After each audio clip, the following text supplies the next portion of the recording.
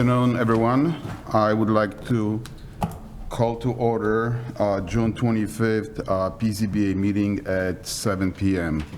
Roll call, please, Jen. Chairman Kempa. Here. Commissioner DeGraff. Here. Commissioner Patel. Here. Commissioner Sayward. Here. Commissioner Weigel is absent. Commissioner Simmons. Here. And Commissioner Mashevsky. Here. We have a quorum. Perfect. All right, please join me in pledge of allegiance to our flag. I pledge allegiance to the flag of the United States of America and to the republic for which it stands, one nation, under God, indivisible, with liberty and justice for all.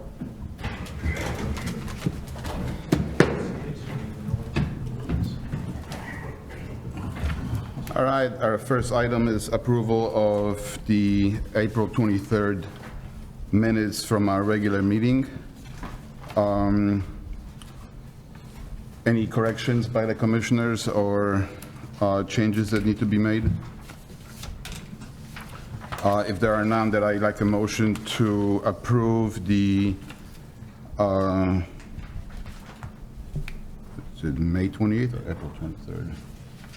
It would be May 28th. Yeah. That's a typo, Yep. and that would be my So, mistake. can I please have a motion to approve the May 28th meeting minutes as presented? I'll make that motion. I'll second. All those in favor? Aye. Opposed? Abstain? All right. Looks like we have 3 cases today. We have an old business case number PCBA 25-04V that the case has been withdrawn by the applicant. I don't think there's any further discussion required unless Director Peterson want to give us an update.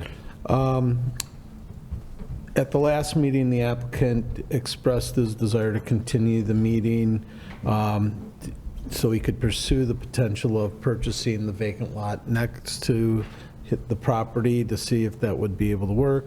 He submitted a request to withdraw the application because we're not going to be able to keep it tabled for a year. Okay. And he asked for a year time frame in which to do that. At a year from now, if he doesn't come back with the property, full enforcement would begin.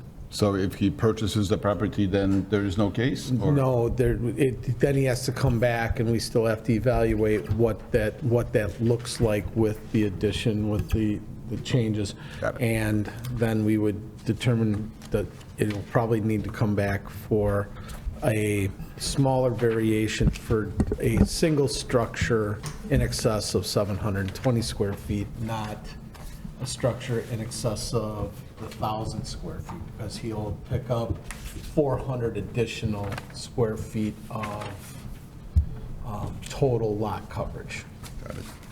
Okay, if he buys the lot. all right. Do we need to close this? There's no action required? No Okay. action required. All right, so our first new business today is PZBA case number 25-06V. It's a public hearing. The applicant Mitchell Edgnick, I hope I'm pronouncing that right, at 407 Dorset in Prospect Heights. And the description of the request is a consideration of a variation to section 5-3-9A to reduce the setback for a detached garage from 120 feet from the front property line to roughly 50 feet for the construction of detached garage in the city's R1 single-family residential district. Can I get a motion to open case number 25-06V at 7:04 p.m.? I'll make the motion. I'll second it. All those in favor? Aye. Opposed? All right. Director Peterson, do you want to give us a briefing? Yes, brief. Mr. Enoch at 407 North Dorset is proposing to build a 720 detached garage in his front of his home within the buildable area. He would be at the 50-foot setback, which is it's outside of the dedicated front yard. The proposal shows for construction of the exterior to match the house, including the stonework on the front, so it'll be a uniform appearance. The main reason for moving it to the front is that Dorset, the whole block of Dorset Avenue or Dorset Street is a depressional lower area that has been susceptible to holding rainwater for extended periods of time. And the applicant in his hardship letter explains that. And can you go to Exhibit 8?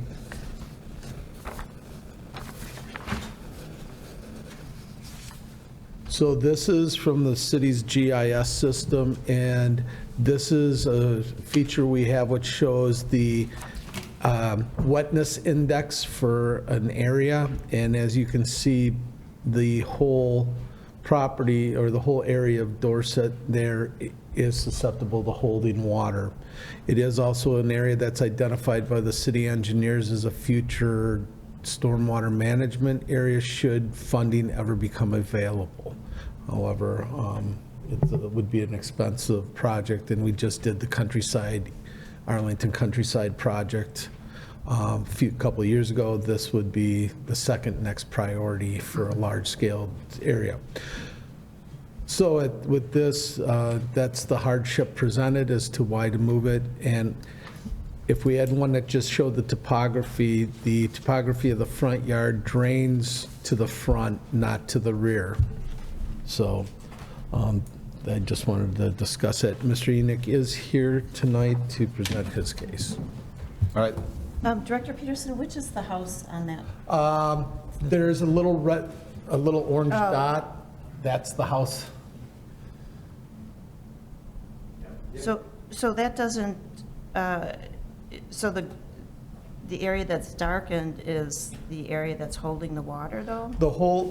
In that area, the whole neighborhood tends to hold water longer than other areas.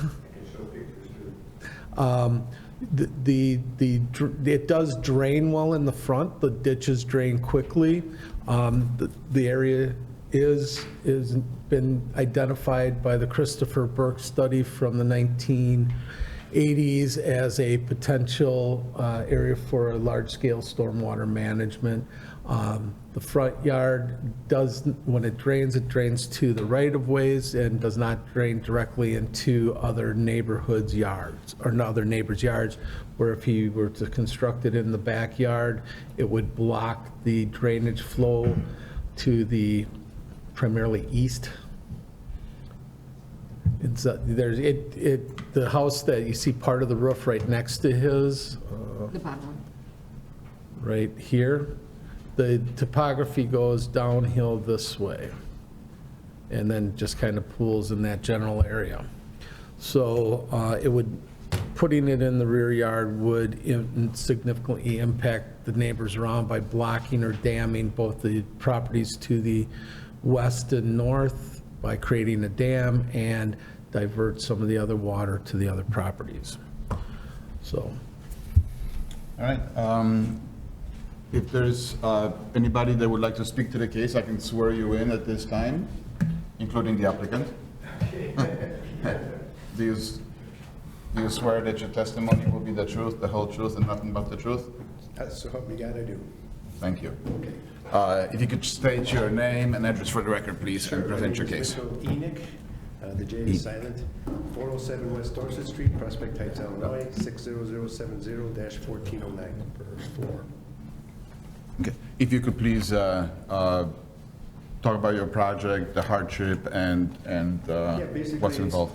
Basically, it's very similar, and I believe all of you have a letter that I included when I went around to get signatures, notifying my neighbors of this meeting. Basically says everything that is the reason why I'm asking for the variance to do it in the front of the house. The plans that I have to do it in the front of the house, basically my ranch is an L-shaped ranch right now, and the garage would be behind all the setbacks of the building lines and would basically make my ranch look like a U-shaped ranch from the street. As I build a garage, as Dan said, I plan on using the same materials that is existing on the rest of the house, so it'll basically blend in and look like it was always there when I'm done. I plan on getting the stone and the brick to get as close as possible. I already have an artist on standby that if we can't get it really close, I'm gonna have him paint it to make it look like it was there all the time and to match the house. The stone is gonna be a different issue, but I have enough stone that I should be able to do what I wanna do to make it mirror the existing garage and blend in with the existing house. And the exact area where the garage is going to be is not going to block the front of the house. It'll still look aesthetic. It's not going to block anyone's light, anyone's air, anyone's safety. It'll be basically blend in to the entire community.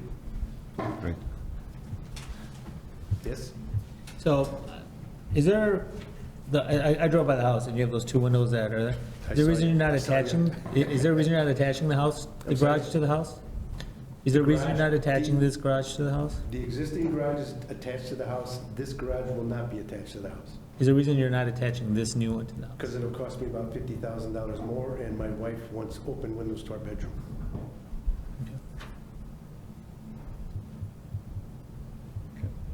Any other questions for the applicant?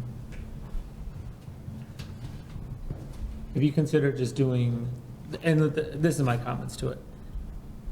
I think the idea of you doing the U-shaped house would come together, but I do feel a garage floating in the front, 15, I don't know, it's gonna be 15 feet, it's gonna look a little odd. You have a garage that, we don't have that in, I don't see that anywhere, Brunswick. I don't remember seeing it. I like the idea of what you're doing, I understand the hardship you're having. I'm just having trouble seeing, when I drive, if and when this gets done, this to me looks oddly different if there's just a separated garage sitting up front. That's why seeing this tied to the house would be, to me, would be the way, more in line with what we see in our town and what I would expect to see. So, that's why I asked you the windows out front. And I know sunlight, I mean, you're gonna be blocking the sunlight out anyways, and the view out of the house is now just a garage. So I don't know how much more you're gaining by not by extending the roof, even if you're not even extending the garage, it's the roof itself. I think it wouldn't require variance at that point, right, Dan? That's correct. Yeah. Correct. The structure as proposed is all within the buildable area of the lot, so it would just be by permit. And it's not in the floodplain? The front of the No. house not in the floodplain? There is no floodplain there. This is just one of those areas in town that's a depressional low area that tends to hold stormwater longer than most of the other parts of the town. May I make some comments to your Yeah, of course. your thoughts? Yeah. Basically, it'll be approximately 15 feet away from the home, which, yes, if you look directly out the windows, you will see a garage, but if you look on the angle, you will still see the street from all of the bedroom windows. So in that respect, it would not hinder any type of future ownership or anything that would be oppressive to anyone. Also, the way my house is now and the way I'm planning on building it, so it blends in, the west side of the garage, which would be the back side of the garage, is gonna look exactly like the west side of the house. So basically, it'll blend in very well. I plan on putting landscaping there, which would also enhance the look of the building and also blend in more with the look of the house. There are other garages that I've driven by and seen that are next to, not in front. Not exactly what I want to do, which is what your indication of your thoughts were, but in my opinion, and the way I planned it and the way I planned past remodelings and additions to my home, it's always blended in, and I've had never anybody complain or had anybody say anything about it appearing like it doesn't belong. I'm lost you on that in terms of, Yeah, I'm lost also. yeah, and I guess, A question that may help is, are the windows on the north side of the house on the bedroom the only windows to the bedroom, or do you have some on the west side as well? No, there's some on the west side as Okay. well. All right. yeah, and I mean, you could still put the roof across and leave the sides open, it still gives you the views east to the angles. I just feel a detached garage out front, just, it's gonna look different Yeah. than what we normally do. And I think, I understand the hardship you're having, but I think there's a solution, and I understand there's additional cost for tying the roof in, but I don't know if it's considerably that much more expensive than what you're doing. I think the garage itself is the major part of the project. I understand if we were trying to close the whole thing and make it part, that would add some cost, but I think extending the roof to tie it in to kind of go along with the full U shape of the house, I think it ties it in together. That's me personally, and it gives you another car spot, to be honest with you, for your car if you really wanted to in the weather, in the winter. So the flooding in the back, it's not a flooding in the back, that's the hardship, right? You just don't want to put a garage in there because it's a low area of the yard. What it does If is, there was a garage in the area, could you get to it? Could you put a driveway? there's a couple things. It's a very heavily landscaped area, number one. Number two is when it does rain, there's a natural overland flowage that the garage, the hardship is the garage would block that flowage and then impede that water to other people's property, which is in violation of standard stormwater management practices. But if the applicant came to the city and requested a garage in the backyard, you could not deny it. No, he could, we would ask the question, can you prove how you're not, how, based upon the conditions of the lot, we would ask for engineering on how is it not going to prevent, to impact negatively send stormwater that's supposed to travel natural overland to, where's that gonna go and how's that gonna impact, which then would require additional engineering study from the applicant. And right now, But based on what facts, just because of the lay of the land?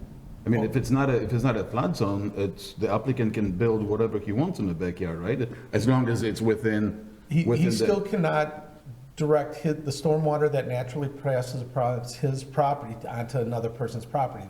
We have that issue all the time. Sump pumps, gutter discharges, other discharges.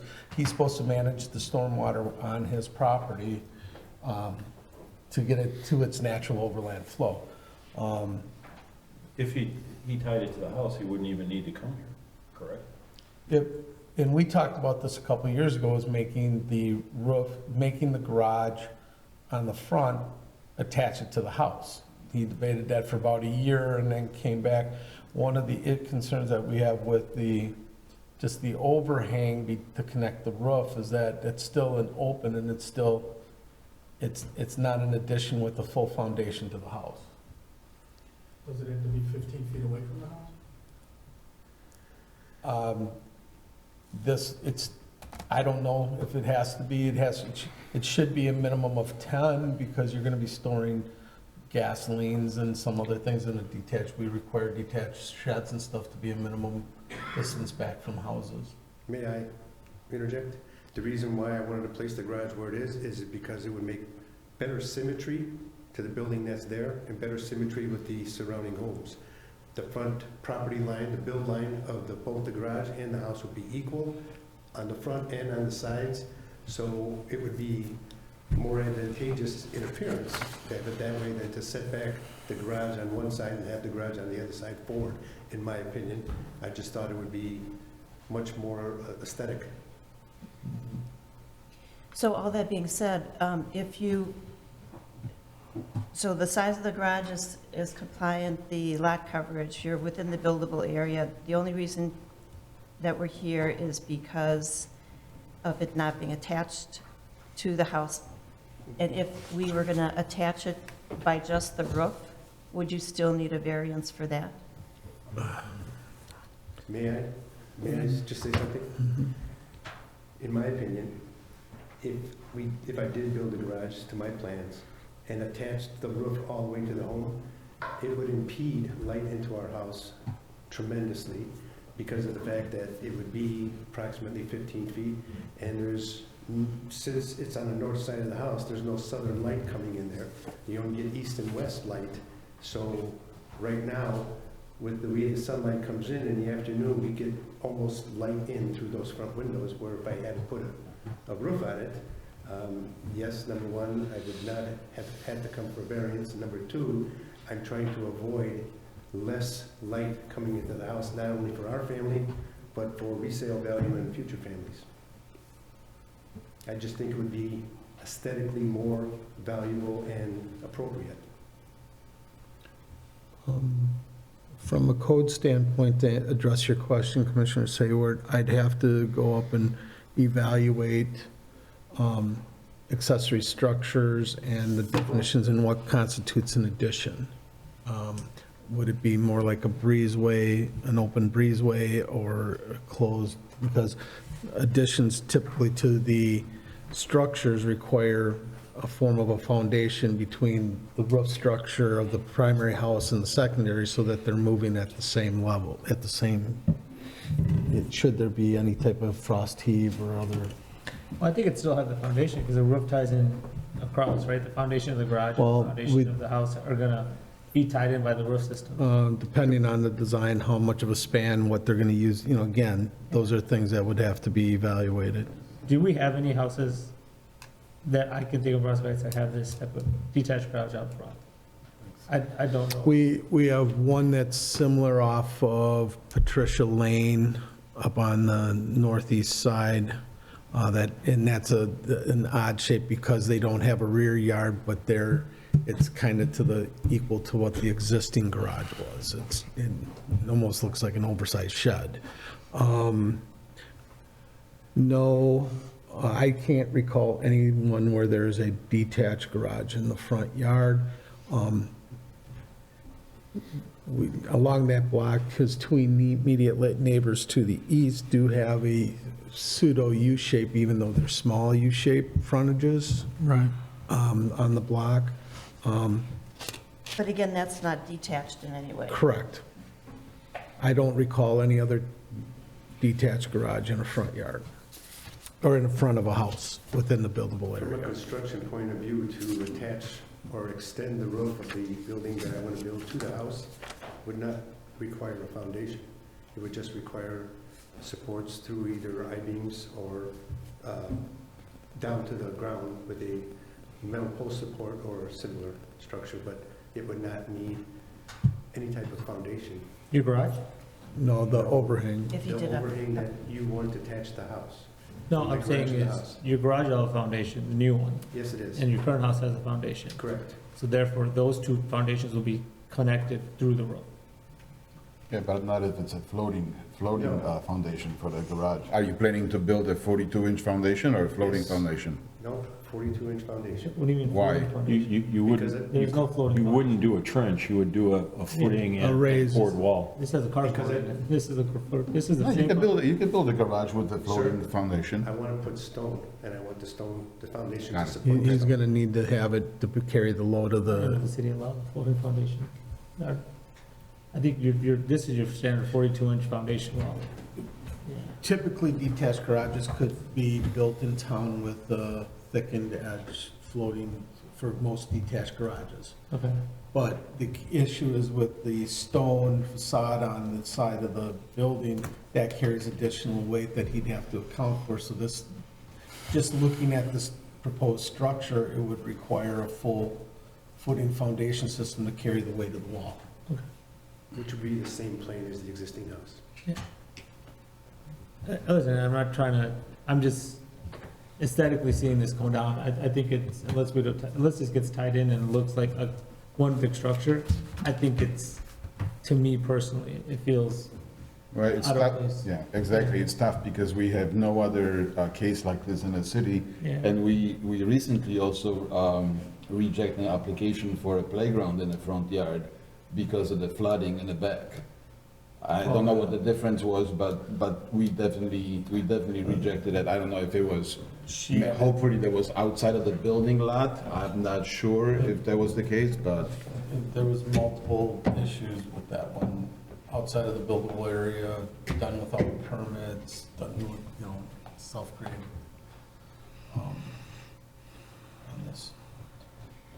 But when you drove down that block and you saw that swing set out there, it really looked out of place. it did, and that's why we brought it to the, Karen, she had the attention.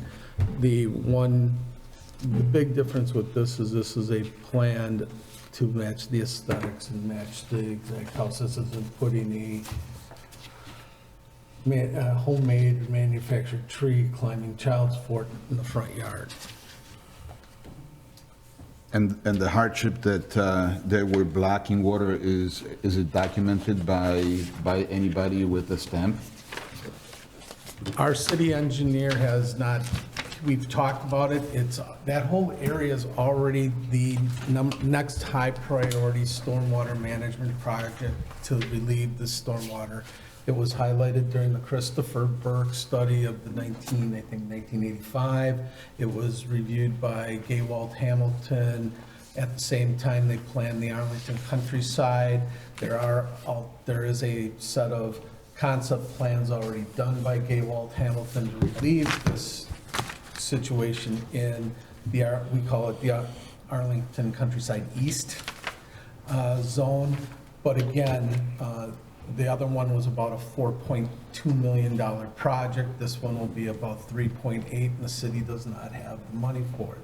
It took a long time to get the grant money and the stuff from the state, the feds, us, and our local elected representatives to get Arlington Countryside. So the timing on when this stormwater will be addressed is unknown. But the city code does require that any activity does not send the stormwater that's supposed to be handled on one property to somebody else's property.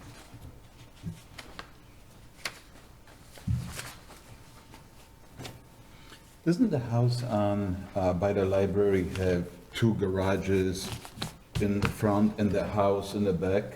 Are they, is it, you know which house I'm talking about? There's a walkway over there. 100, There's a roof. There's a walkway, a heated walkway over there. I know what you're talking about, but I didn't even put that in as a possible, I just don't know enough about that property. I've been in it, so. I think the fact that you're putting it out in front, I can see why you're doing that because of the drainage. I think the fact that you're matching all the materials, I think is great. I think that you've really made a concerted effort to tie it into the house. But I do have to agree with Neil. I think that we'd be setting a precedent to allow a detached garage in the front. And if there was some way that you could attach it, even just with the roof and not with walls, I think that would be kind of the compromise that I would try to look for. Okay, well, one of the other things I want to say is, since my house is an L-shaped ranch now, my backyard is minimal. There's almost no backyard. Excuse me. The other thing that I thought of and spoke with Dan about, but Dan was not sure if it was something that would even be presentable, but I suggested that I would build a half wall from the garage to the house with an ornate walk-through, something like a arbor that would be a passway through from the front of the house, maybe like a 4-foot knee wall with an arbor, brick arbor that would go around. I could do something like that, which would connect the house, but neither he nor I thought that would be aesthetically, well, I'm not going to speak for him. I did not think it would be aesthetically different than what I'm trying to accomplish, and the way I'm doing it would basically be something that looked like it was always there from day one. Well, that would kind of give it the courtyard sort of feel to it. Exactly. So exactly. would that be considered attached to the house then? You're asking great Yeah. questions that have not been considered. I don't know how that would be, if that would even, I'd look it up. I just don't have an answer tonight. I mean, if the foundations are tied together, And again, if he's putting a stone, we'd have to see what is it, what type of a wall would be what it is. I understand that the issue is the disconnectedness between the primary structure and the garage, if I'm Yes. hearing exactly what people are saying. So would that add a connectedness that would be aesthetically pleasing? Would there be another potential way of screening that open void between the two buildings. Again, he's got a very heavily landscaped side yard as it is, well-maintained and, The front also. yeah.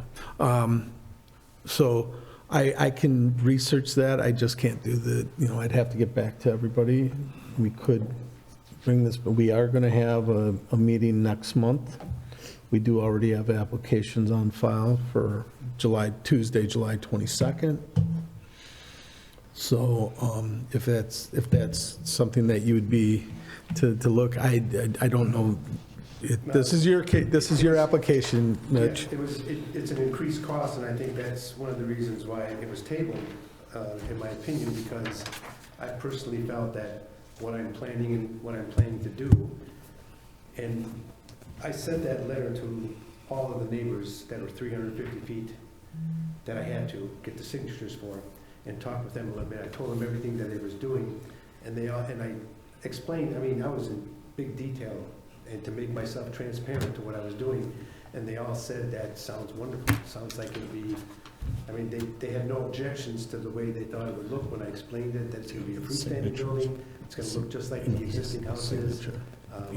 The landscape will blend in, and basically it'll look like it was always there.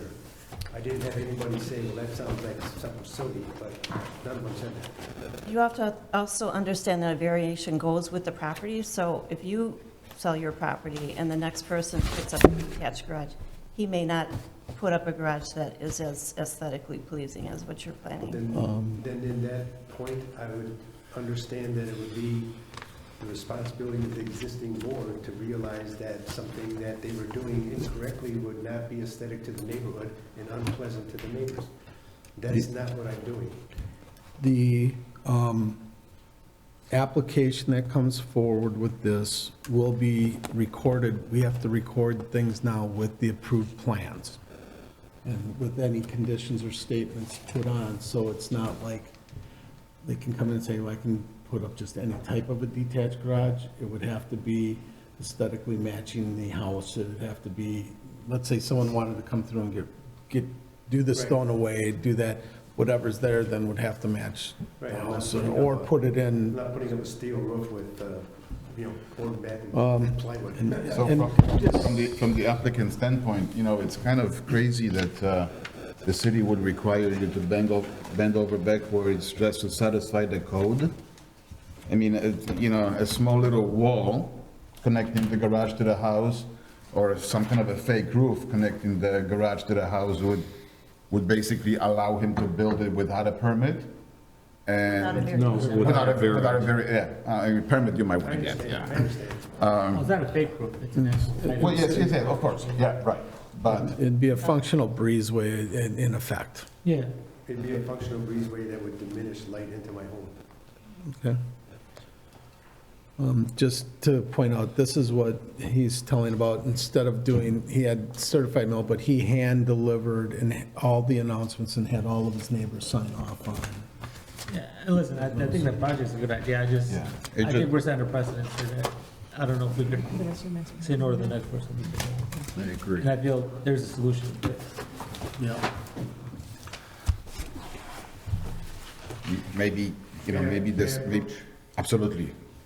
These are the two signatures that I did not get. I sent them certified letters. One was returned to me saying that it couldn't be delivered. I found out from the neighbors that this house is vacant and that the woman is either in a nursing home or hospice, they're not Okay. sure. And the other one, I did get a signature for Tuesday. So Got it. all 40 of them were approved. Thank you.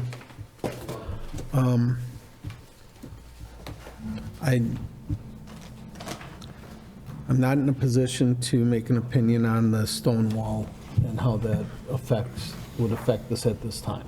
Okay, it would have to come back at the next meeting.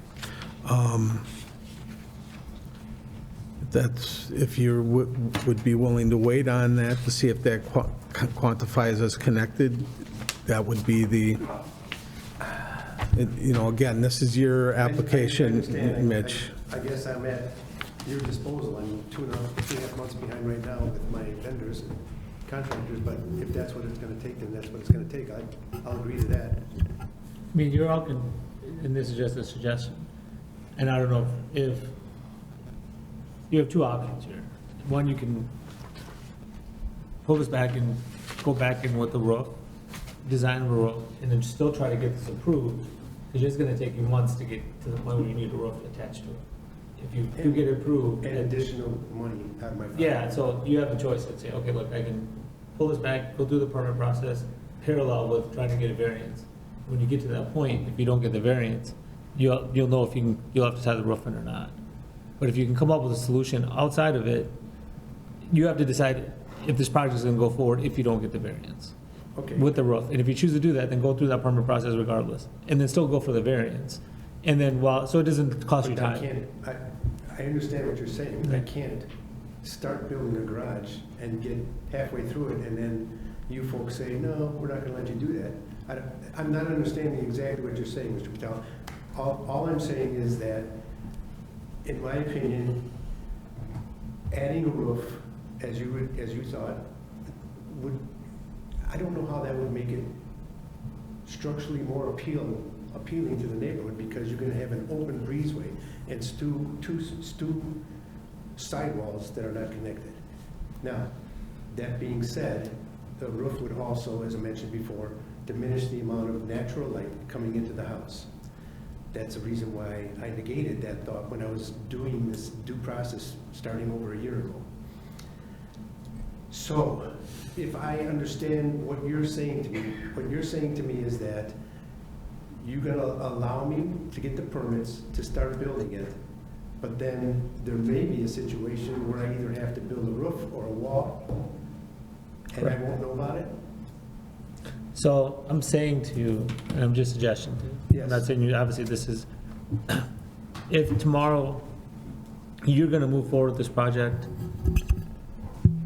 regardless if you don't get the variance, and you still wanna get this garage, and the only option you're gonna have is to tie the roof in or tie a wall in, and you would do it regardless, then move forward with the permit process, still try to get the variance. At least at the end of the day, you're still moving forward. But if you're not gonna do the project, if the roof, the building has to be tied together, then that's not an option for you. But if you're gonna move forward regardless, run through both side scenarios so it doesn't cost you the time, is what I'm suggesting. If you'd said. I understand what you're was saying. saying? What you're saying is if I agree to you folks determining whether or not a knee wall or a roof is going to make everyone happy, and I agree that at that point I will agree to do that, then I can move forward to start building the garage if I do that. Well, it's not quite that simple. It's not what makes us happy. It's, so we, I understand. No, I understand. I complete, right, exactly, right. So what we evaluate on is a set of principles. So we look at what is your hardship, and I hear hardship is water flowing through the backyard. Correct, I don't want to impose my neighbors. Right, but we have nothing, there is zero documentation, I don't see anything that says that the water flows through the backyard. So we take the water, that's fine. So now we're putting a garage in the front yard, and we are saying that we have no other cases like this, nobody has ever done it. If we allow you to do it, what if somebody else comes in and wants to do the same thing? And that hardship is not, I mean, yes, obviously, you don't want to block water, but, adding a roof or that's not our decision. That's the decision of a city engineer or, a professional engineer. We're basically saying is what would it take for us not to have to go through the variation process? And I think maybe that wasn't all explored by the process. Dan was very explicit about the fact that if I did tie it into the house, that I wouldn't need a variance at all. Correct. And there were multiple reasons why I didn't want to do that. He was kind enough to tell me that that option was there. The reasons why I did not want to do that is basically cost. Second was I would be diminishing the amount of light into my home. And third, I don't think that it would look any different because I have, I'm sorry, I'm forgetting the name of the way I have my roof. It's perched out. So it would look the same as what is there now. Everything will look the same. It's gonna look like there's a breezeway, a walkway in between two areas of the same structure. And that's, I mean, in my opinion and the opinion of my neighbors, which I spoke to at length, they all said that they thought it would be aesthetically pleasing. And I really don't want the extra cost or the light dimension into our rooms.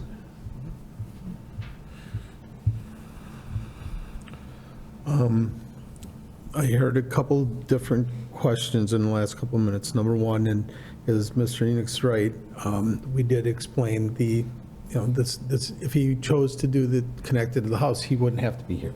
Well, that was very clear. Secondly, I'm hearing the chairman say that you would prefer to see a letter from the engineer related to the impacts of the stormwater on his yard. Would that help in this matter on the hardship? And then thirdly, just because his hardship was a case does not make it a precedence. Each case that we see has to be judged on the merits of every case.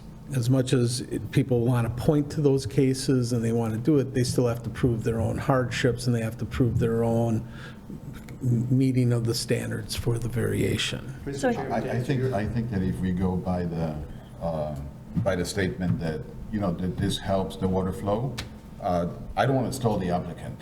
So the applicant could bring the documentation to the council, choose to bring that to the council meeting, and we could evaluate the case as is, based on the fact that, yes, we are improving the flow of water by not blocking it and putting it in the front. But that doesn't address whether or not it has to be detached or attached. If we're saying that the Again, garage can move to the so front. that there's no difference between a detached garage and the attached garage in the front yard from the standpoint of water flow, drainage, so there's no difference. Correct.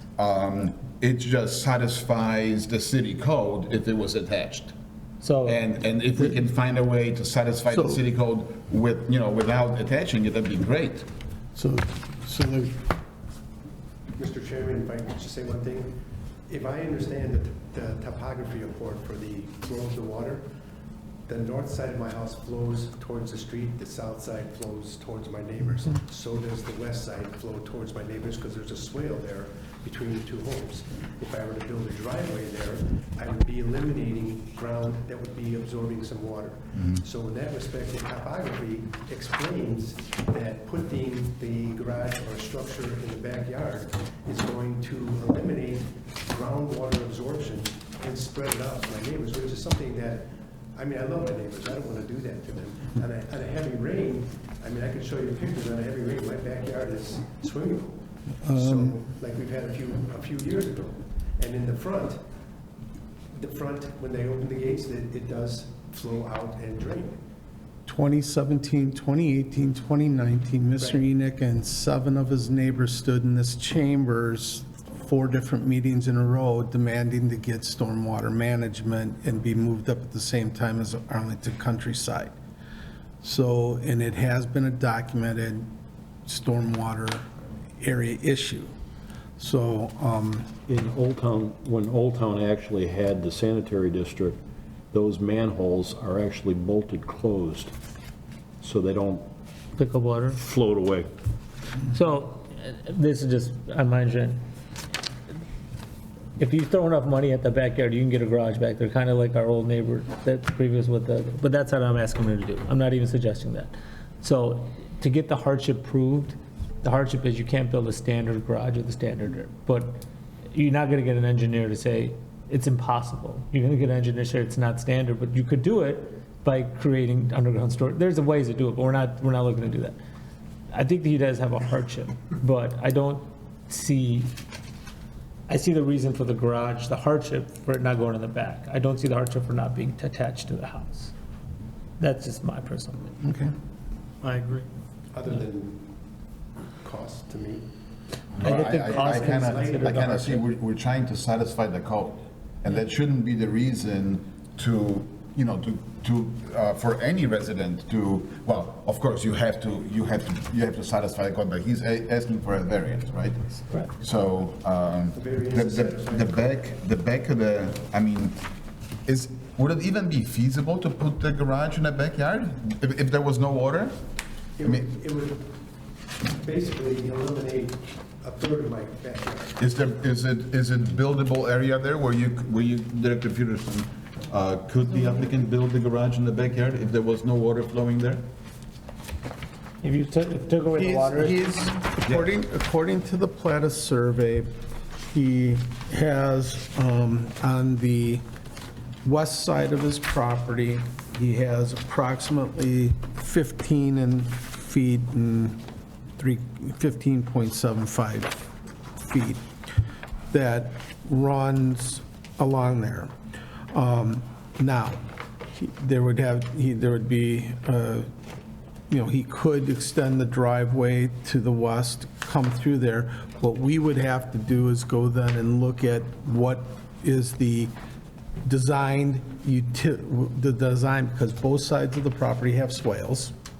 Because from halfway into the property, from our topography map, everything about halfway through drops to the back. Then the front moves to the drainage ditches in the front. So could it be done? Yes. There's that. Now, he's approximately, it doesn't say here, but he doesn't have a full 200 feet. He's at 187 feet, so he's approximately 13 feet less on depth. He does meet the 20,000 square feet because of the extra width. So depending on, There's one other thing that has to be addressed, is because the storm sewers run on the back of my property, I would have to come 10 feet and not 5 feet, which would put me about 12 feet from the house and make that driveway go into one part of the garage and not into the double part without making it a severe turn. so the lot has some inherent challenges that was there when it was platted and when it was, originally set. We have engineering issues in that area that have been well documented by the city over time.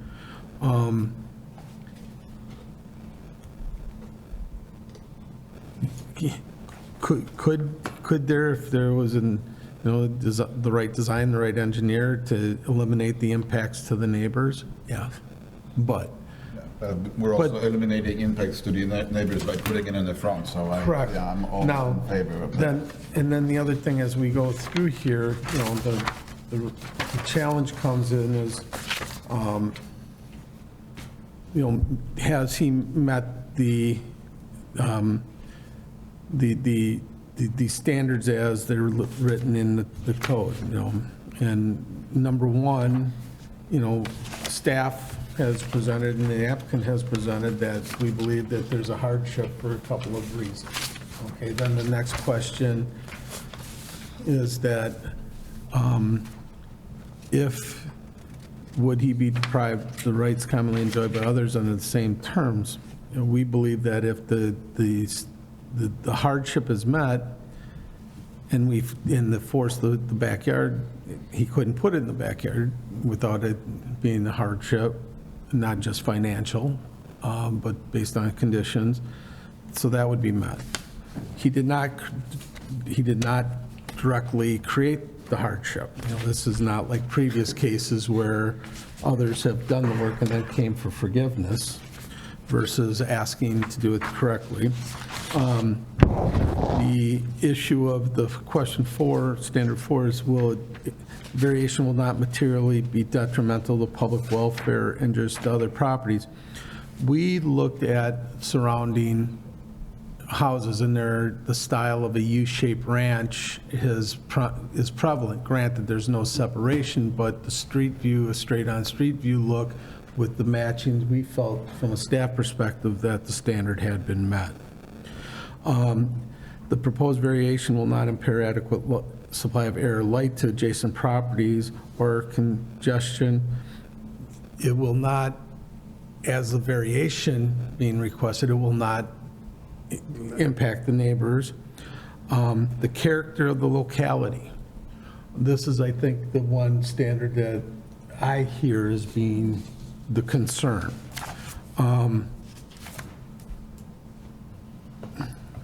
With the matching of the front, it's not like we've seen other detached garages that the house is brick, everything's brick, and then they put a wood-sided or vinyl-sided garage out in the backyard. And just because it's in the backyard, it's not seen from the street. The proposed architecture and the proposed, we felt would be in keeping with the character of the neighborhood. Now, that's my staff opinion on that one. Is it in harmony with the spirit and intent of this title? Staff did, again, we looked at, look at the other homes in the area, looked at the improvements that have been done along the block, and thought that this would be met because it's taken into account the hardship, and then also too not changing the aesthetic view. But again, that's my opinion from a staff perspective. And it does not give him any special rights that are denied others because we evaluate each case independently. We don't, we cannot use nonconformities of other properties, other cases as a basis to grant or not grant these various. So from a staff perspective, that's why the responses were the way they were in the staff report. Again, I understand completely the thought about that being in the front yard as a standalone building. Totally understand the discussion, but, I just wanted to explain how we came to the staff position, the recommendation after meeting on this issue for almost a year and a half now. And in reference to being at a precedent, Mr. Patel, I think that he just addressed a situation where everything is addressed individually. And I know I'm not asking to build a garage with a metal roof and, side paneling that looks terrible, and you wouldn't allow someone else to do that. I believe that if they were doing the same thing that I'm doing and the way I'm doing it, to make the entire look and appearance of the house aesthetically blended with the rest of the neighborhood and to make all the other neighbors happy, it would not be a precedent. It would be something that you individually would look at in the future, in my opinion. And there's 8 of us to vote. I just feel one detached separate garage with that, it looks, to me, driving by, would not be in character with the neighborhood or the houses we've seen in Prospect. That's just my honest opinion. And you're saying that because you feel that if it was tied in and there was one long massive wall, it would look better? I'm just asking. Similar to what you have on the east side of the house, right? On the east side of the house, One long massive wall.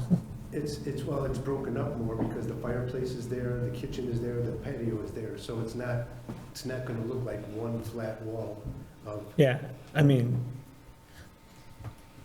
the appearance is obviously a concern for us, but obviously it's a concern for the homeowner too. When they go to resell, they're gonna want the house to look aesthetically pleasing for the next person to buy, right? Just for resale value, so that's also an onus on the owner to make sure it looks clean. But again, this is, I understand. I seem to be the vocal one here, but a little more, but I might not be the only one that thinks, everyone else might think it's fine. I just, to me, when I drove by today, and I'm not trying to give you a hard time. No, I understand that, and I understand exactly what you're saying, but Yeah. in my opinion, if I was a potential buyer of that home, and I saw something that blended in, and it looked like it was there from day one, and had a breezeway which allowed light into the house, which is very important to a buyer, it would be a better situation than having a roof over blocking light and having no other purpose than joining it to the house. Yeah, I mean, I don't think, I think that might be something that would deter me, because I'm not judging your opinion. In my opinion, I think it would look. yeah, I think you're coming up with the best solution you can with the situation you're dealing with. But if this house was being built from scratch, it wouldn't be built with a detached garage up front. You are correct, but if it was built from the scratch, the bedrooms would not be designed there to block light. Right, and I agree with you too. But to me, it would look like an afterthought, no matter how much you dress it up, if we leave it as a detached garage. If you look through magazines, home magazines and things like that, they show something like a man cave or a she cave or whatever you want to call them, that is just to the side of the house but looks the same with the building materials, and that has a breezeway between them. And a lot of those people are putting their pictures in highly publicated magazines. I am doing something similar, but I admit on a little bit bigger scale, but I feel a breezeway is much more aesthetic than a roof or a long wall, in my opinion.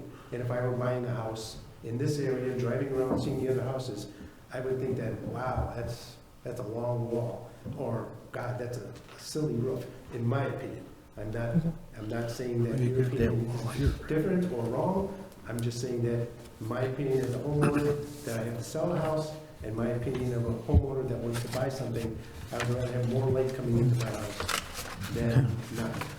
I think too that if it's attached, then it is a U-shaped branch. If it's not attached, then it isn't a U-shaped branch. I think that's where the confusion is coming in, because it's not a U-shaped branch if it's It not would not connected. be a U-shaped branch, it would give the appearance of a U-shaped branch, which is a style, and I use that term to make it aesthetically, appearance-wise. Right, well, that's a very common thing, a U-shaped branch, in a very Exactly. I mean, there are in-demand type of other building. U-shaped branches that have opposing garages, just like I'm designing in Prospect Heights. There's one that's almost $2 million home behind the library.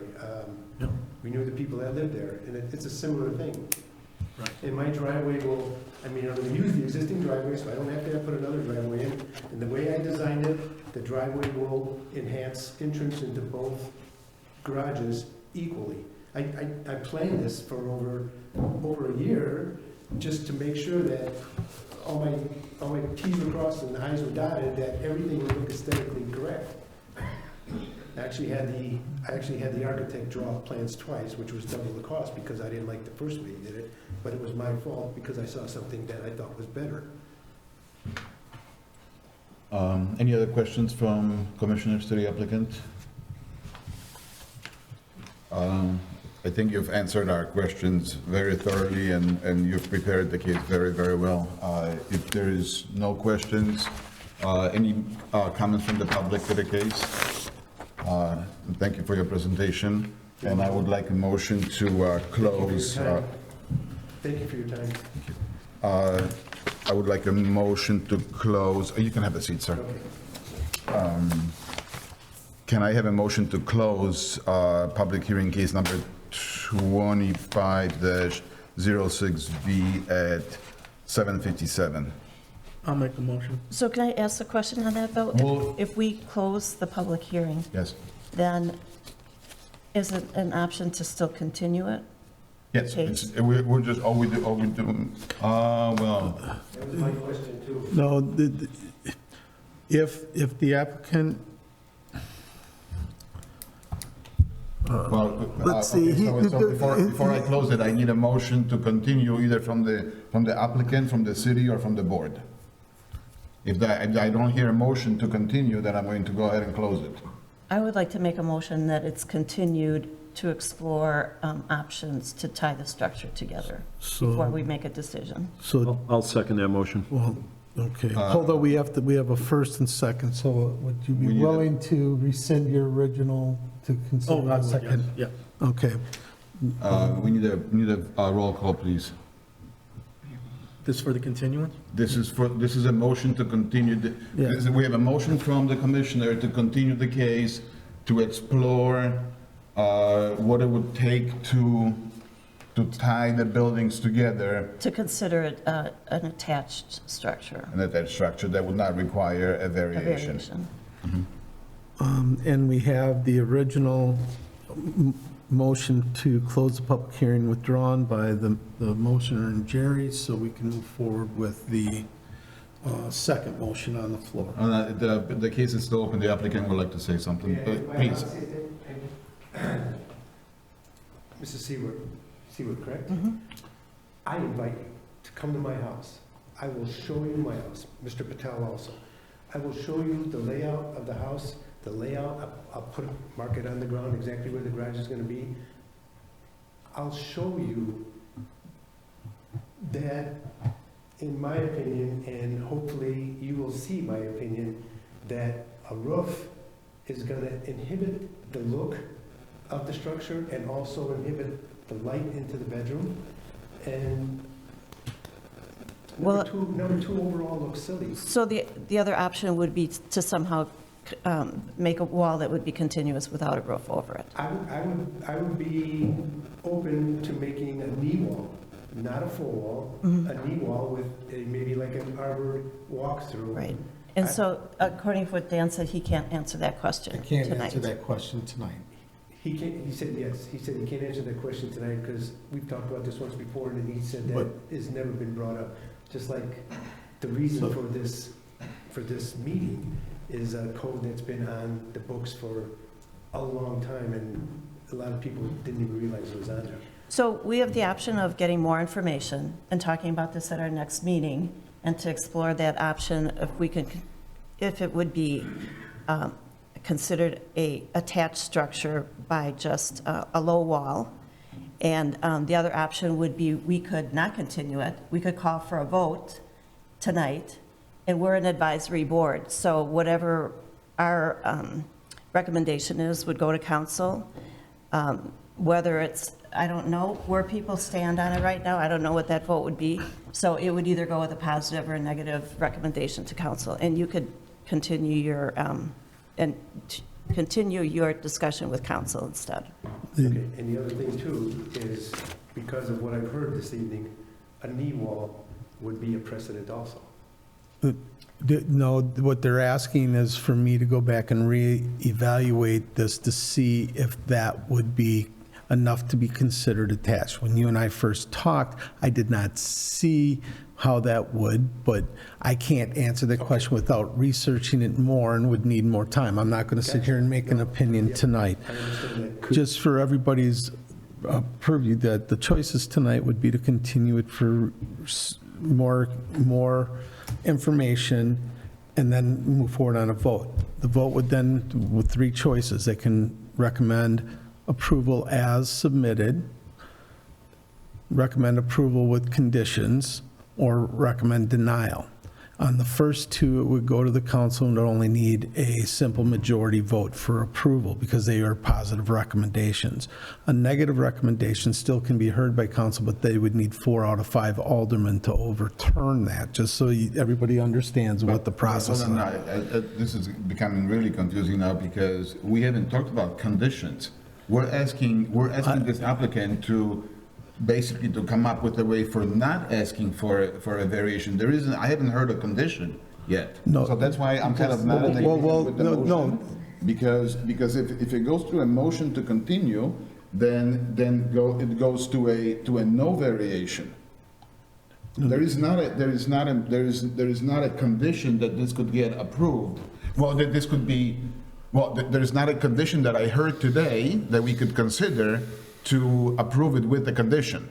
None has been discussed. So this is where we're at. If we can get into deliberations, during the deliberations, the applicant, appears to be going in a negative vote, he could ask the board to reconsider and reopen the meeting and ask for continuance to come back because right now I can't give an opinion on a knee wall. And I only stated what the 3 options of the board are. Then, sir, I'm going to keep the meeting open for a little while, and we're going to deliberate a bit, and then, right now, we have a possibility for a motion from a commissioner that we can vote on, to either move forward or not move forward with, but I would like a deliberation from the commissioners. I totally understand, and I invite anyone or all of you to come and visually see. That has been notated. Let them have their discussions amongst themselves at this point in time, and we can see where it goes. All right, again, thank you for your time. Thank you. Thank you. From my perspective, again, what I said is that we haven't explored any conditions. I think that the applicant comes in very good spirit. It's for sure an unusual situation because we haven't had one like this. We had a similar one where we denied it. Yet, well, similar, it's not, it's not even. The two are totally different because of the type of structure and the conditions that Right. brought it here. So I wouldn't even, that would not be considered, we have to look at this case on its merits. What I mean by the applicant coming in good spirit is that he is doing something that he was advised would help the neighborhood, help the city by not blocking the flow of water. And again, from extremely simple terms, just pleasing the code is not, in my view, is not necessarily the, you know, the reason for creating some kind of or extending the process to see if a knee wall or a, you know, or ankle wall is good enough. That's not our job. Our job is to evaluate, so we have viewpoints. What is the hardship? The hardship is that there is flow of water and the applicant is trying to help that situation. The second one is the aesthetics, blocking the other neighbors, value of other properties and things of that nature. And that's what we have to make I feel that's how we have to make our decision on. We have all the, we have everything, all the exhibits that have been presented, the extent of design to match the house. There's been great care taken to make this look like it belongs. So. That's Okay. my opinion. You But could, as a builder, which I am, it would be a whole lot easier to put a couple knee walls or make it look like a courtyard, tie it to the house, not have a roof, and not even need a variance. That's my feeling. And As a builder, but not as a. But even as, engineer, right? but even as a homeowner, I think now all of a sudden we're gonna allow a garage in the front yard, which we do not have a garage in the front yard in the whole darn town. And now we're gonna allow it. Yes, there is a hardship, I agree with that, but the hardship could be eliminated by just putting it. But we don't know that. Well, but if we continued it and we did the research and it does fly, then it doesn't even have to come in front of us and we don't have to make that decision. Right, but that would, again, it's not it would be not an approval with conditions. Correct. It would go to basically a withdrawn application and just a permit application. correct, yeah. I mean, Yeah, yes, it's an additional cost, but we're not eliminating, as far as the sunlight coming into the house, yeah, we have 2 additional walls that need to match the structure. We could definitely do, like he said, an arch or whatever, make it like a beautiful flower planting area or whatever. The wife could look outside and still see a nice open area. And then it would eliminate us from having to make a hardship decision, and he wouldn't have to go to city council. I'm afraid at this point, if we voted right now, I think it would get shot down.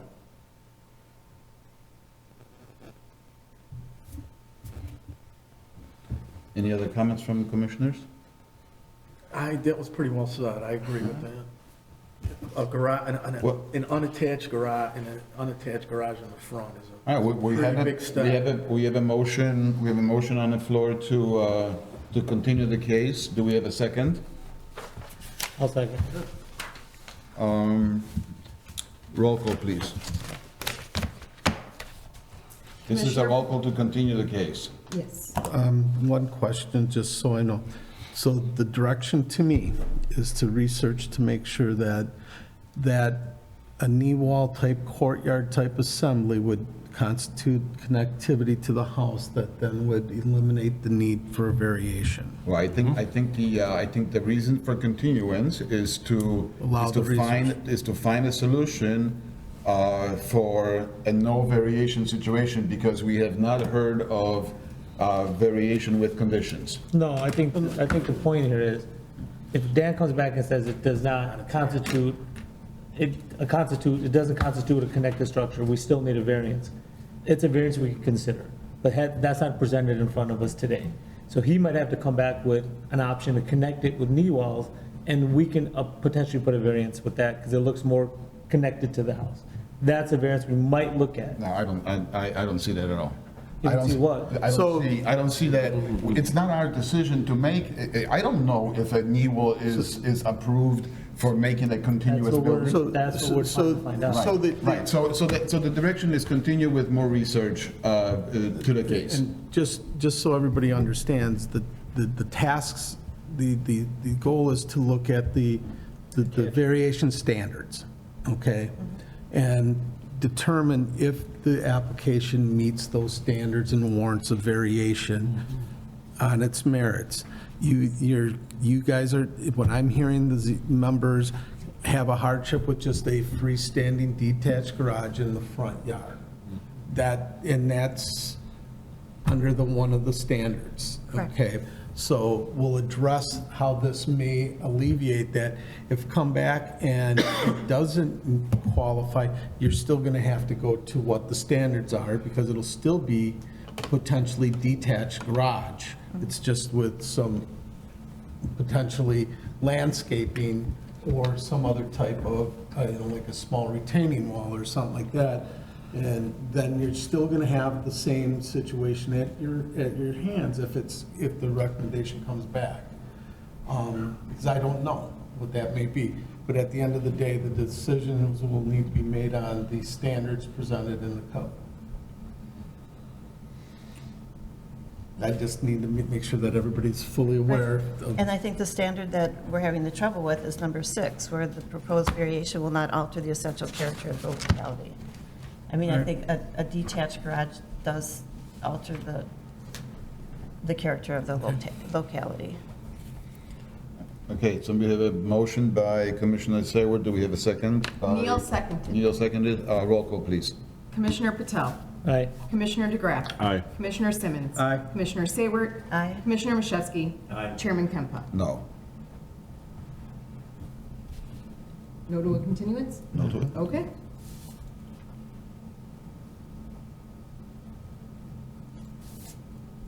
All right, All so Tuesday, we have a special meeting on Tuesday, July 22nd because of some vacation scheduling, so that's when this will be up again. And then I'll be in contact with you, Mitch, and we will go from there. July 22nd. It was supposed to be the 20th, but we had moved up to the 22nd. I will be out of town, out of state, beginning on the 23rd, and we'll be gone for a week, so that's the reason for the meeting scheduled next month. Thank you, sir. Okay. All right. You can take one of these. Let me call you tomorrow. All right. Thank you, thank you.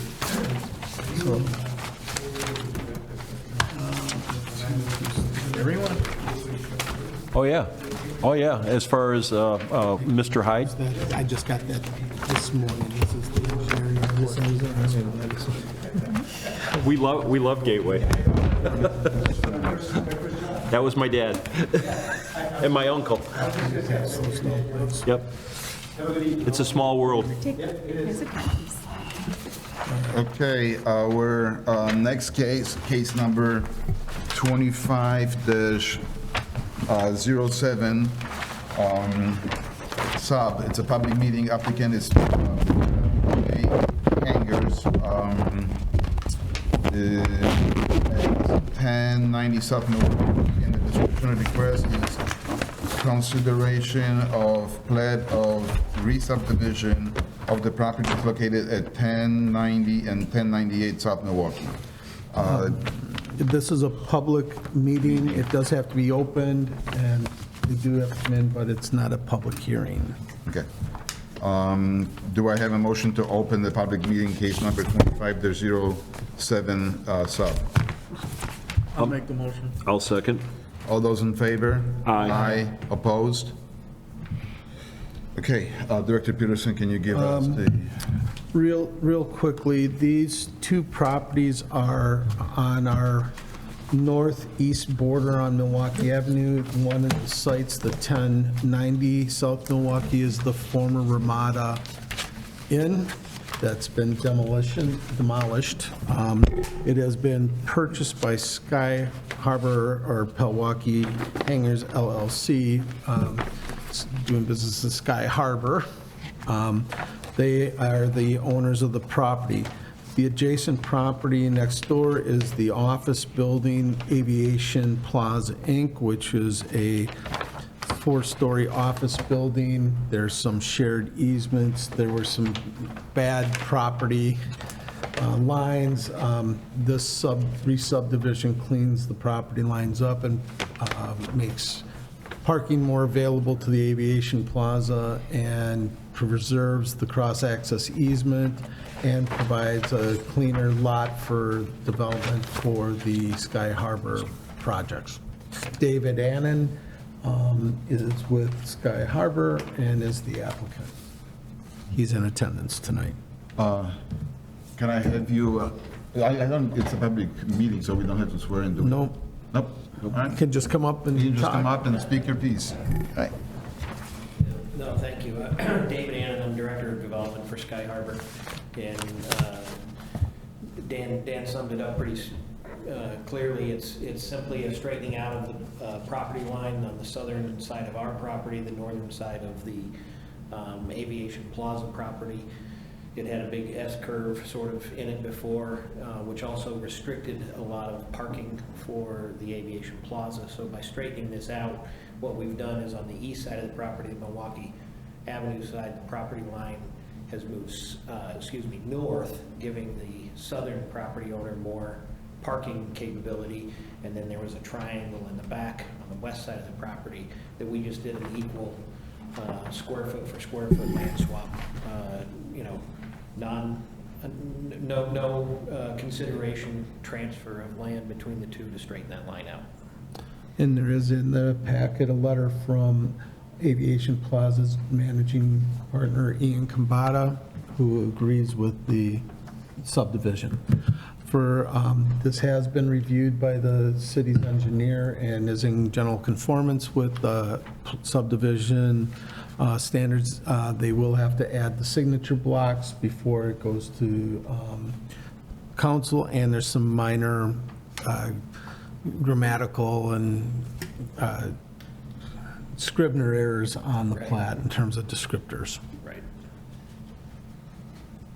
I have a question on the easements. So it looks like you're vacating that kind of S-shaped one, Correct. but you're adding one that is a 30 by 40 easement for ingress or egress. That's What was correct. that one for? The curb cut that's on Milwaukee Avenue there is on our property. Before, the property line kind of almost split in the middle, that curb cut where it was a little on both sides. So now the property line is moved to the southern edge of the curb cut, putting it solely on our property. So what we've done is agree to a cross easement so that the Aviation Plaza Got it. has So it's because of access the to curb and cut. utilization of that curb cut, that's right. Okay, got it. In effect, both properties will end up with a minimum of 2 entrances and Correct. exits. And That's right. Right. Any other questions from commissioners to the applicant? We haven't seen anything from the city engineer, but you have all that on. The letter I just handed out, it just came, there were 2 reviews. The first review had about a half a dozen items that the surveyor had to correct. They got that into us late on Friday afternoon. We got it over to the engineer, and I got that letter this morning that it is in conformance with our plat. So then our city engineer has reviewed it. Okay, great. Thank you, sir. You're welcome. Thank you. Any discussion required? If there's none, I would like a motion to close the public meeting, case number 25-07, sub at 8:19 PM. I'll make the motion. I'll second it. Roll call, please. Commissioner Mashewski. Commissioner Sayward. Aye. Commissioner Simmons. Aye. Commissioner DeGraff. Aye. Commissioner Patel. Aye. Chairman Kempa. Aye. Okay, now I would like a motion to accept it into the public record the evidence presented this evening for case number 25-07 sub. Is there any new, do we need to include any other exhibits or? No. No? So I motion to accept into the public record the evidence presented. I'll make that motion. Second, please. I'll second. Roll call, please. Commissioner DeGraff. Aye. Commissioner Saywert. Aye. Commissioner Patel. Aye. Commissioner Simmons. Aye. Commissioner Machewski. Chairman Kempa. Aye.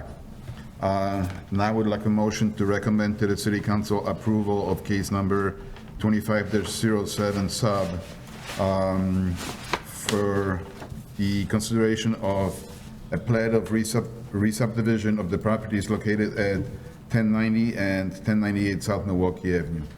I'll make the motion. I'll second. Roll call, please. Commissioner Saywert. Aye. Commissioner Patel. Aye. Commissioner DeGraff. Aye. Commissioner Simmons. Aye. Commissioner Machewski. Chairman Kempa. Aye. I don't see any other public out there. Oh, nobody wants to speak? Any updates? Yes, Monday night, the city council approved chicken ordinance for backyard keeping of chickens, based upon the ZBA's recommendation. It was for a use by right. The council had determined that they did not want to make it available to every single-family homeowner, so they wanted a limiting factor on number of properties, which then related to basically moving the administrative processes into animal control and approving our the zoning recommendations made by this body were still made in the zoning code, and the other conditions that were discussed were transferred into the animal control, so there's consistency between the two. There will be equal enforcement from both police and our department on complaints, so enforceability. Now that the ordinance has been approved, in the next month, will be working on getting the application forms, the processes out. There will be a 2-month, once the application period goes live, there'll be a 60-day period per the council for residents to apply with the preference, first preferences to existing chicken owners and the issuances of licenses. If staff sees that the number of applicants is going to reach or exceed 75, I am to bring this back to the council for them to consider expanding the number of properties. That was discussed at the council level, but they wanted to set a limiting number to begin with. They did also think that based upon the recent avian flu epidemics and things that have happened over the winter, that the registration with the Illinois Department of Agriculture was required, and also additional inspections, because that is more of, it's not a zoning per se, they looked at it as a policy decision for health and safety. Those, the ZBA did a great job. The recommendations that came out of here, except for the use as a right, an accessory use by right for all property owners, and then the 2 inspection issues, the council took all the other recommendations that came from the PZBA. So the work that this body did was appreciated, was acknowledged by all the council members. We did yeoman's work. It was a lot of work. This body did the task assigned, which was to come up with a comprehensive approach, and then at the end of the day, the majority of all the recommendations that this body moved forward made it into the ordinance. So I will keep everybody noted, and for the public that is watching this and listening to this, the best way to find out when those information would be coming is to sign up for the e-news. regularly check the city's website and/or submit your email so you can get on an email mailer. But it will be going forward on the e-news every week and on the front page of the city's website when the processes are, when I get that determined. What happened with the, like, citizen information group? Is that something they're going to pursue, and we're not going to be part of it, but we're going to be able to refer people to them? There's still a group of folks that are interested in doing that. That needs a little more pursuing. They're willing to assist if possible and give information. Staff will be taking online courses through the Ohio State University Extension Campus on chicken keeping and proper inspection techniques. It's one of the few major universities that have an extension course design that will be taken. So within the next couple of weeks, all 4 of the staff will be taking that class to address the concerns raised about health and biosecurity and all those other issues. We've already are putting together our inspection reports and buying the disposable booties and the things that are needed to protect the chickens in the people's houses that we're inspecting. So it's, I think it's going to be a good program. This first year, it's going to run from whenever we issue the permits early to December of '26. Then it'll go to a calendar year format with renewals in the November, December, so that they can be, licenses can be on an annual basis beginning January 1. This first year there, people may get a couple extra months. Additionally, the council did originally, they did not want to have more than just chicken hens, but they then agreed. Alderman Wendy Morgan Adams said that she didn't see it as a problem, and the rest of them agreed after a debate. They also, so at the end of the day, it came out where the majority of your recommendations made it in. So that's the update that I have. So it's chickens, ducks, And quail. and quail. So, other than that, we're, from a construction standpoint, we're doing well. We've got 3 new home applications in this month. So we've been working hard through that. Things have been going well. So, other than that, I have nothing else. Anything from the commissioners? How many applications do we have so far on chickens?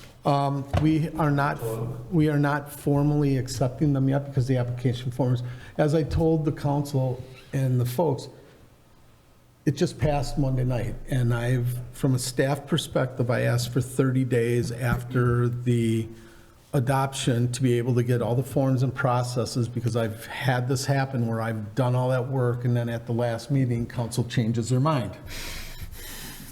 And then I have to go and rework things. So I got the majority of it done. It has to be tweaked, it has to be reviewed by legal, and then we'll be ready to announce when we're going to go live. But the goal is before August 1. To go live when? To start taking applications. So the council wanted a 60-day application period. So we're going to pick a date when this is all done. We're going to announce it, it's going to go out there. Then we'll get them in, we'll prioritize them per council's direction, and then we will start doing our counts and then start doing our inspection and go away there. So if it's August 1st, it's August, September 30th, by October 1st, licenses will be out, the initial licenses, I see the timing work, then they'll have, folks will pay for their license, they'll have October, November, December, all of 26 for the initial year, and then it'll be a renewal application period in November. We're not going to confuse it with dog and cat licenses, vehicle stickers, business licenses, and all the other licenses that are due in March. We want to be able to keep this separate so there's no backlog or no confusion. That's a limit on the Airbnb licenses? Is there a limit on those?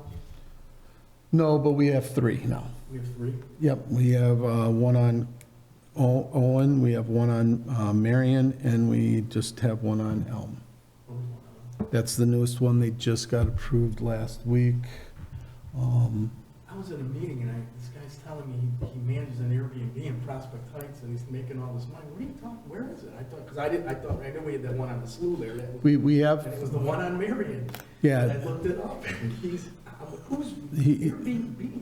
it's a family that had been here, relocated here, and the wife got sent back to Texas for her job. No, I can't believe that there's Airbnb takers at those prices in a regular neighborhood. I was blown away.